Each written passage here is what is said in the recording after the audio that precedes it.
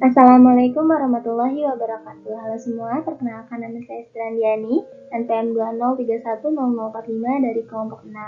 Di sini saya bersama Laboratorium Anatomi Prodi Kedokteran Umum Universitas Malahayati tahun 2020. Nah, pada pertemuan satu ini saya akan menjelaskan 4 klinis yang ada di blok sistem reproduksi. Nah, langsung saja. Yang pertama itu ada spina bifida. Nah, spina bifida adalah anomali kongenital yang muncul dari perkembangan yang tidak lengkap dari tabung saraf. Hal ini umumnya digunakan sebagai istilah non-spesifik yang mengacu pada setiap derajat penutupan tabung saraf. Nah, spina bifida ini dibagi menjadi dua, ada spina bifida occulta dan spina bifida aperta. Di mana spina bifida aperta ini contohnya ada meningokel dan meningokel. Lalu penyebabnya itu disebabkan oleh penutupan yang tidak sempurna dari elemen tulang belakang posterior. Proses neuralisasi ini terjadi dalam dua fase, yaitu ada neuralisasi primer dan juga sekunder. Cacat dalam perkembangan tabung saraf dianggap multifaktorial, termasuk pengaruh lingkungan dan juga genetik. Penyebab lingkungan yang paling umum adalah defisiensi folat, dengan sebagian besar kasus dianggap sensitif asam folat. Lalu pada patofisiologinya, di mana kegagalan fungsi lipatan neural pada titik tengah dorsal dapat menyebabkan defek yang bersifat terbuka atau mengekspos lempeng saraf atau neural flat. Biasanya penderita yang mengalami kondisi tersebut akan mengalami gangguan fungsi neurologis yang parah. Nah, pemeriksaan yang dapat dilakukan ini yaitu ada pemeriksaan nervus cranialis, di mana gangguan pada proses neuralisasi sekunder ini biasa terjadi apabila tuba neural gagal terpisah dengan jaringan non-neural lainnya. Nah, hal ini menyebabkan kelainan spina bifida yang tertutup oleh jaringan kulit atau yang biasa disebut sebagai spina bifida occulta. Nah, penderita spina bifida ini kerap kali menderita gangguan fungsi neurologis akibat proses neurodegenerasi sel saraf yang disebabkan oleh kepalan tuba neural yang terbuka dengan cairan ketuban. Lalu pada epidemiologinya, prevalensi dan kejadian NTD atau spina bifida bervariasi sejak pertama kali dikenali, tetapi secara keseluruhan telah menurun dengan beberapa program intervensi dan peningkatan screening janin. Nah, penelitian menunjukkan bahwa sekitar 1.300 bayi sehat yang lahir setiap tahunnya akan mengalami NTD jika fortifikasi asam folat ini tidak diperkenalkan ke dalam praktek prenatal yang umum. Nah, dalam prognosisnya secara keseluruhan, prognosis sebagian besar tergantung pada adanya hidrosefalus, tingkat defek dan juga tingkat keparahan malformasi Chiari. Lalu dalam komplikasinya, yang pertama itu ada urosepsis, yang kedua skoliosis, yang ketiga hidromielia, yang keempat ada alergi latex. Nah, bagaimana penata laksanaannya? Yang pertama itu ada bedah, di mana bedah ini akan dilakukan penutupan defek diameter dan juga kulit. Nah, pembedahan dianjurkan itu 72 jam pertama sejak lahir bila pasien stabil. Beberapa minggu berikutnya dianjurkan untuk serial CT scan bagian kepala atau USG kepala setiap 1-3 minggu. Nah, bila pecah, pembedahan dikerjakan kurang dari 48 jam. Pembedahan tidak memperbaiki kelainan neurologis yang sudah terjadi. Yang kedua ada rehabilitasi, di mana pembedahan diikuti tindakan multidisiplin yang melibatkan bidang psikiatri, rehabilitasi medik, ortopedi, dan juga urologi. Yang ketiga ada konservatif, di mana dilakukan evaluasi klinis serial pasien spina bifida harus dilakukan, terutama gejala dan juga tanda adanya kompresi pada medula spinalis dan batang otak. Yang kedua ada pasien myelomeningocele dengan neurogenic bladder, segera dilatih CIC, yaitu dan juga antibiotik profilaksis dan medikasi antikolinergik untuk mencegah disfungsi renal. Lalu dilakukan evaluasi adanya komplikasi skoliosis. Lalu bagaimana cara pencegahannya? Nah, pencegahannya ini wanita harus diberi konseling selama usia subur untuk mengonsumsi suplemen asam folat, di mana untuk mencegah NTD tadi. Nah, seperti yang telah dibahas, wanita yang merencanakan kehamilan harus mengonsumsi 0,4 mg setiap hari, dan mereka yang memiliki riwayat keluarga atau anak sebelumnya itu sudah NTD, maka harus mengonsumsi 4 mg setiap hari.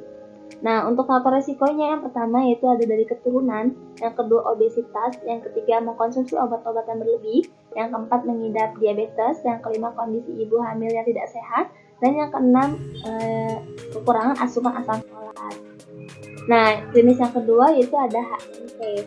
HNP atau herniasi nukleus pulposus yaitu penyebab paling umum dari nyeri skiatik dan salah satu indikasi paling umum untuk operasi tulang belakang di seluruh dunia.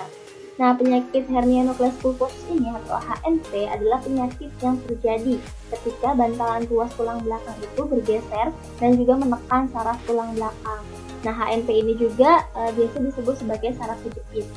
Nah, HNP ini disebabkan oleh melemahnya jaringan di bantalan tulang belakang, di mana seiring bertambahnya usia, kelenturan bantalan tulang belakang ini akan berkurang sehingga rentan terhadap cedera. Nah, HNP juga dapat terjadi akibat seorang yang jatuh atau yang pernah mengalami benturan pada tulang belakang sehingga tulang belakangnya akan bergeser. Lalu patofisiologinya, di mana HNP ini terjadinya proses degeneratif atau trauma yang menyebabkan keluarnya nukleus pulposus dari diskus melalui robekan annulus fibrosus. Nah, perubahan-perubahan tersebut adalah modifikasi adaptif terkait usia dalam struktur diskus yang mencakup pengeringan, fisura, penyempitan diskus, degenerasi musinosa, gas intradiskus atau vakum, osteofit, perubahan inflamasi, dan sklerosis subkondral. Nah, fisura annulus ini merupakan predisposisi kelemahan yang memungkinkan material disk menonjol atau bermigrasi keluar margin annulus. Lalu dalam epidemiologinya, perkiraan prevalensi HNP ini sekitar 1-3%. Insiden tertinggi yang diamati adalah antara 30 hingga 50 tahun dan lebih sering pada pria daripada wanita. Rasionya itu bisa 2:1. Lalu apa saja sih faktor risikonya? Nah, beberapa faktor mempengaruhi proses degeneratif seperti genetik, mekanik, dan perilaku. Tapi ada juga dari faktor lain, yaitu yang pertama memiliki keluarga dengan riwayat yang pernah mengalami saraf kejepit. Yang kedua, memiliki berat badan yang berlebih. Yang ketiga, mengangkat beban berat dengan posisi dan tumpuan yang salah. Yang keempat adalah melakukan gerakan menunduk dan berputar secara mendadak atau berulang. Dan yang kelima itu adalah memiliki kebiasaan merokok. Nah, dalam prognosisnya ini, mayoritas pasien yang menderita HNP itu akan mengalami resolusi gejala tanpa operasi, perawatan konservatif efektif, dan pasien biasanya mengalami pengurangan gejala setelah beberapa minggu. Nah, namun beberapa kasus tidak membaik dengan pengobatan konservatif dan mungkin memerlukan terapi yang lebih invasif seperti injeksi steroid akar saraf atau bahkan pembedahan. Lalu apa saja sih komplikasinya? Nah, dalam komplikasi HNP ini dapat terjadi akibat efek kompresi pada akar saraf pada kasus yang parah, yang dimana mengakibatkan defisit motorik pada tulang belakang leher dan dada. Juga ada risiko kompresi sumsum tulang belakang yang kasusnya itu sudah parah. Lalu bagaimana cara penata laksanaannya? Yang pertama ada perawatan konservatif, di mana dengan respon yang baik terhadap pengobatan nyeri atau injeksi steroid akar saraf, serta beberapa kasus regresi spontan. Kemudian dapat memberikan obat juga, di mana obat ini ada obat pereda nyeri, pelemas otot, dan suntik kortikosteroid, serta fisioterapi. Yang kedua ada pembedahan, di mana dokter ortopedi akan melakukan operasi tulang belakang. Indikasinya ini bedah klasik, yaitu defisit motorik, sindrom Cauda-Equina, dan nyeri persisten setelah pengobatan konservatif. Lalu bagaimana cara pencegahannya? Yang pertama ada olahraga, yang kedua ada berhenti merokok, yang ketiga jaga postur tubuh, dan yang keempat lakukan peregangan. Lalu yang klinis ketiga itu ada spondylosis, di mana spondylosis lumbalis ini dapat diartikan sebagai perubahan pada sendi tulang belakang dengan ciri khas bertambahnya degenerasi diskus intervertebralis yang diikuti perubahan pada tulang dan juga jaringan lunak. Nah, di mana pada etiologi ini semakin bertambahnya usia, tulang dan ligamen pada tulang ini tulang belakang ini akan melemah, di mana menyebabkan tajuk tulang atau osteoartritis. Nah, piringan intervertebrata mengalami degenerasi dan melemah, sehingga menyebabkan hernia dan penonjolan pada piringan. Nah, di mana akibatnya ini seorang akan mengalami beberapa gejala spondylosis. Lalu dari patofisiologinya, bila usia bertambah, maka akan terjadi perubahan degeneratif pada tulang belakang yang terdiri dari dehidrasi dan juga kolaps nucleus pulposus serta penonjolan ke semua arah dari annulus fibrosus. Nah, annulus ini mengalami klasifikasi dan perubahan hipertrofik terjadi pada pinggir tulang korpus vertebra, membentuk osteofit atau spur atau juga taji. Nah, dengan penyempitan rongga intervertebrata ini, sendi intervertebrata ini dapat mengalami subluxasi dan penyempitan foramina intervertebra yang dapat juga ditimbulkan oleh osteofit dan menyebabkan terjadinya spondylosis. Lalu bagaimana epidemiologinya? Spondylosis lumbalis ini muncul pada 27-37% dari populasi yang asimptomatis. Nah, di dunia spondylosis lumbalis ini dapat mulai berkembang pada usia 20 tahun, di mana hal ini meningkat dan mungkin tidak dapat dihindari bersamaan dengan usia. Nah, kira-kira 84% pria dan juga 74% wanita mempunyai osteofit pada tulang belakang. Kira-kira 30% pria dan 28% wanita berusia 45-60 tahun mengalami osteofit lumbalis. Lalu faktor resikonya itu ada degenerasi, lalu kebiasaan postur yang jelek, yang ketiga trauma, dan yang keempat ada stres mekanikal.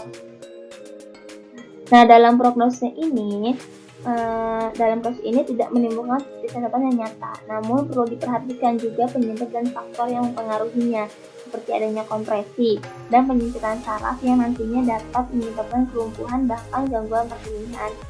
Nah, untuk komplikasinya ini ada kecacatan, lalu hilang fungsi otot atau mati rasa, lalu ada cauda equina syndrome, yang keempat ada spinal stenosis, lalu ada gangguan keseimbangan, selanjutnya ada tidak mampu menahan buang air besar, kemudian nyeri punggung bawah, lalu nyeri pertengahan punggung, dan nyeri leher. Bagaimana cara penata laksanaannya? Nah, yang pertama ada perawatan membedah. Yang utama itu ada terapi fisik. Lalu ada juga agen farmakologis, termasuk dari obat antiinflamasi non steroid, steroid oral, relaksan otot, antikonvulsan, dan antidepresan. Nah, terapi pembedahan diindikasikan jika terapi konservatif gagal dan adanya gejala permanen khususnya defisit motorik. Nah, pengobatan yang tersedia termasuk dalam beberapa kategori seperti obat-obatan, perawatan diri, latihan dan terapi fisik, prosedur invasif minimal seperti suntikan dan juga pembedahan. Lalu pada pencegahannya ini mempertahankan kekuatan dan fleksibilitas leher yang baik, menjalani gaya hidup aktif dan sehat, dan mencegah cedera leher berkepanjangan serta olahraga. Lalu klinis yang keempat ada spondylolitesis, di mana spondylolitesis ini adalah kondisi tulang belakang yang salah satu ruasnya bergeser ke depan atau belakang dari ruas di bawahnya. Nah, spondylolitesis ini dapat menyebabkan kelainan struktur tulang belakang, penekanan pada nerve teros, dan kerusakan pada facet joint. Lalu etiologinya itu ada degeneratif, ismik, traumatis, dan displastik, juga patologi. Nah, pada patofisiologinya, ketika satu vertebra bergerak relatif terhadap vertebra yang berdekatan, maka nyeri lokal dapat terjadi dari gerakan mekanis atau nyeri radikuler dan myelopatik dapat terjadi karena kompresi dari akar saraf atau sumsum tulang belakang yang keluar masing-masing. Nah, pasien anak-anak lebih mungkin untuk meningkatkan tingkat spondylolistesis saat melewati masa pubertas, di mana pasien yang lebih tua juga dengan spondylolistesis tingkat 1 atau 2 yang lebih rendah cenderung tidak berkembang ke tingkat yang lebih tinggi dari waktu ke waktu. Lalu dari epidemiologinya, spondylolitesis ini degeneratif terutama terjadi pada orang dewasa dan lebih sering terjadi pada wanita daripada pria. Spondylolitesis ini yang ismik itu lebih sering terjadi pada populasi remaja dan dewasa muda. Kemudian yang spondylolitesis displastik lebih sering terjadi pada populasi anak-anak, dengan wanita lebih sering terkena daripada pria. Lalu spondylolithesis paling sering terjadi pada tulang belakang lumbar bagian bawah, tapi juga dapat terjadi pada tulang belakang leher dan jarang, kecuali trauma, pada tulang belakang toraks.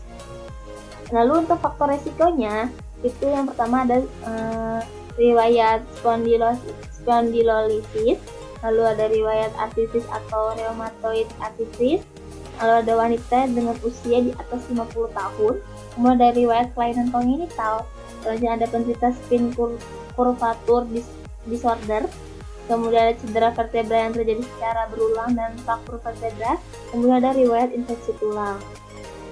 Nah, untuk prognosisnya, di mana prognosis untuk spondylolithesis ini menguntungkan dan kebanyakan orang dengan kondisi ini tidak menunjukkan gejala. Hasil untuk perawatan konservatif tampaknya menguntungkan baik untuk spondylolithesis, ismik grade rendah. Tingkat keberhasilan klinisnya tinggi. Sebagian besar cacat pas tidak menunjukkan perbaikan radiografi. Hasil klinis yang sukses tidak tergantung pada penyembuhan lesi atau radiografis.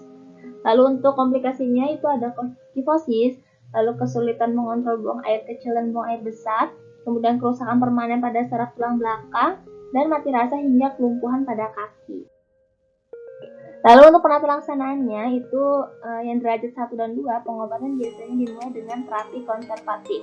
Sekitar 10% hingga 15% pasien yang lebih muda dengan spondylolithesis derajat rendah akan gagal dalam pengobatan konservatif dan membutuhkan perawatan bedah. Nah, perawatan bedah ini mencakup berbagai kombinasi dekompresi, fusi dengan atau tanpa instrumentasi atau fusi interbody. Nah, pasien yang ketidakstabilan lebih mungkin memerlukan intervensi operatif.